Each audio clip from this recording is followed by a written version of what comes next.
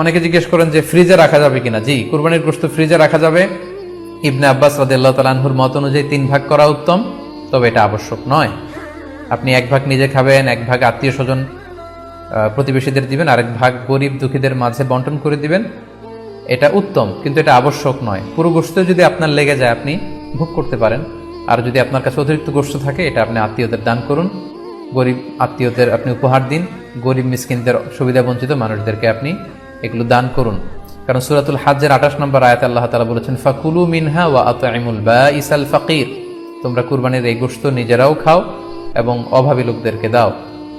এবং সহিহ বুখারীতে আল্লাহ রাসূল সাল্লাল্লাহু আলাইহি ওয়াসাল্লামের একটি বর্ণনা, আল্লাহ রাসূল সাল্লাল্লাহু আলাইহি ওয়াসাল্লাম বলেছেন, কুলু ওয়া আত'ইমু ওয়াদাখিরু, অর্থাৎ কুরবানির গোশত তোমরা খাও, ওয়া আত'ইমু মানে অন্যদের খাওয়াও, ওয়াদাখিরু এবং তোমরা এটাকে প্রিজার্ভ করে রাখো বা জমা করেও রাখতে পারো। অর্থাৎ আপনি চাইলে ফ্রিজে রাখতে পারবেন, আপনি পরবর্তীতে খেতে চাচ্ছেন আপনি রাখতে পারবেন ইনশাআল্লাহ।